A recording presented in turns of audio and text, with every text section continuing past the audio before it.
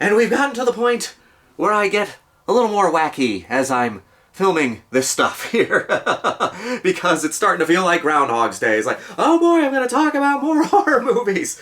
But anyway, I'm getting a little more loopy, and that just means these videos will hopefully be a little more entertaining. Welcome back, everybody, to my annual October ranking series. This year I'm counting down my 31 favorite horror movies from the 2010s. And I'm going to say that a few more times. So yeah, welcome to Groundhog's Day, everybody. Anyway, let's get into it. So we're in the top 10, people. These are, without question, my 10 favorite horror movies from the 2010s at this point. It is still subject to change. But we're starting off the top 10 with a bang. With definitely one of the best horror movies from the 2010s. And that is Get Out. Get out. Sorry, man. Okay. Get out! Yo! Yo! Chill, man! Get out! Chill, man! Now, Jordan Peele has made quite a name for himself in the horror genre. He's only made 3 horror movies so far. Get Out, Us, and Nope. Now, I'm going to admit full-heartedly, I was not a big fan of Us. There were moments in... I was on board, but then as it started getting into the third act, the movies kind of started losing me. I do still like the movie, but I do not love the movie by any means. But this is... Us is one of those movies that I can see other people liking it more than me, so I do recommend other people check it out. At this point in time, in terms of my favorite Jordan Peele movie, I'm torn between Get Out and Nope. Because I do love both of those movies. Nope is a great movie, but, you know, for the 2010s, Get Out is great. You know, this is a movie that does deal with a lot of relevant topics. You know, people always complain about commentary in movies, and there's a lot of commentary in a lot of movies, but the trick is to mix it in together well, so that the commentary does not really overtake the story, and this movie, Get Out, does a good job at mixing the commentary with the story, because the commentary isn't subtle, but it's handled so well, and it mixes perfectly with the story. You know, especially given what this movie is about. Yeah, it is going to wear its commentary on its sleeve, given what this movie deals with. It does deal with the concept of systemic racism and various, you know, things like that, you know, and being in a situation where you don't feel like you can trust every something, you know, like, I'm not going to pretend that I know what... I'm not going to pretend that I know what black people and minorities are dealing with, you know, on a regular basis in this country. But you do know those situations where you go into a situation and you feel uncomfortable because you can feel like there's some kind of tension around there. This movie does kind of deal with that in a way. Again, I'm not saying that, you know, I in any way can identify with what minorities deal with in this country, but it is that situation, you know, like when you're in a situation where you don't feel like you belong and you can feel tension in that situation, you know, that's what I'm talking about. I don't know if I'm making any sense, and I apologize if I'm not making any sense, but leave me alone, I'm getting loopy.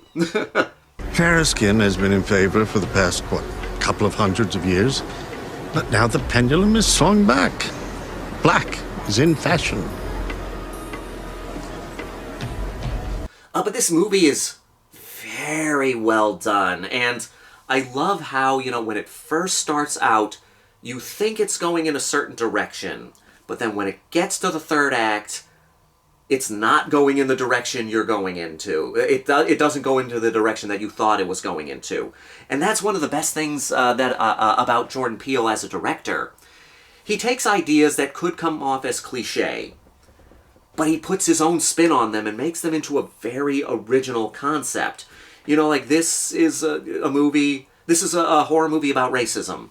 And you think you know where it's going. You think it's going to be kind of like a Stepford Wives situation. But it's not a Stepford Wives situation. He takes the idea and takes it in a completely different direction. The movie Us, you know, is an original idea. It's in a movie about doppelgangers. And it goes in a direction that doesn't work for me. But then, you know, going with Nope, it looks like it's an alien movie. And it takes it in a very interesting direction, and I really love that. Daniel Kaluuya is the main character in this movie. He plays Chris, and he's fantastic in this movie. He gives such a great performance. One of the reasons, other people have talked about this before, so I'm not going to pretend I'm saying anything new here, but one of the, the reason he got the part is because he was able to cry on command, and he was able to have the tears fall down like in the same place every time. That is impressive acting. It's hard enough to make yourself cry, but to have yourself cry and have the tear go in the same place every time, that takes some kind of weird talent. Tear manipulation, that's some Aquaman level shit. I can't move. You can't move. Why can't I move? You're paralyzed. Just like that day when you did nothing. You did nothing. Daniel Kaluuya is great in here, and he's also great in Nope. But I do think, like, as great as his performance is in Nope, I do think this is his best performance, mostly because of that ability to not only shed a tear, but control where the tear goes every time. And, like, if you've seen this movie, you know the direction it goes into, but for those who have not seen the movie, I don't want to spoil it. It deals with a concept that I find absolutely terrifying. Like, scarier than death, in a way. You know, like, the idea in this movie... There are kills in this movie. You eventually get some bloodshed, and it's bloodshed that you're happy to see. But, watching this movie, the idea it deals with... I don't want to spoil it here, but it's an idea that's worse than death in many ways. And when you really stop and think about it, it is absolutely terrifying. Absolutely terrifying. It's one of those ideas that the more you think about it, the more frightening it is, and it makes the movie more scary. It's just the idea, just like I don't even want to think of that ever happening to me. I would rather be killed than have what happens in this movie happen to me. But everybody does such a great job. They do a great job at, you know, being this family that has something hidden underneath. You have his girlfriend, Rose, played by Allison Williams. Allison Williams is great, too. You know, like, every performance she's in, even if it's a movie I don't really like, I think her performance is great. She does a good job at playing a character that you don't know if you can trust them or not. I don't know if that's spoiling stuff in the movie, but I'm going to try to be vague here, but that's what makes her performance so great. Because you just don't know if you can really trust her, and I think that's a great thing to do. You know, it's a great way to throw off the audience. Fire. It's a reflection of our own mortality. We're born, we breathe, and we die. Rose? I'm looking. Oh, but there's a lot of good scenes in here that put you on edge. There's this one scene that when I first saw it, it actually really kind of freaked me out. It's a scene where Chris walks out of the house and the gardener... It's at night. He walks out of the house and you see the gardener in the night is just running towards him.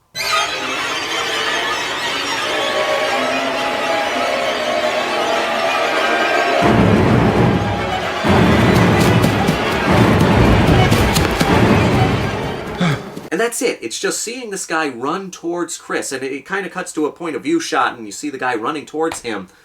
And it doesn't really go anywhere, but just that scene of seeing this guy run at you, that's scary. I've studied that scene. It's like, why is that so scary? And I think it's just because seeing someone run at you is freaky. Like if you're just standing around and all of a sudden you just see something running towards you, you're gonna freak out because of it. But yeah, that scene always stuck out to me.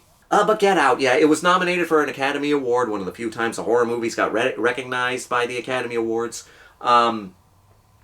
Get Out is great. It's a great movie. I love it. If you're a fan of it, you know why it's so great. It's another one of those movies where there's no point in recommending you watch it for Halloween because you've probably already seen it. But Get Out. Great movie and a great way to start off the top 10.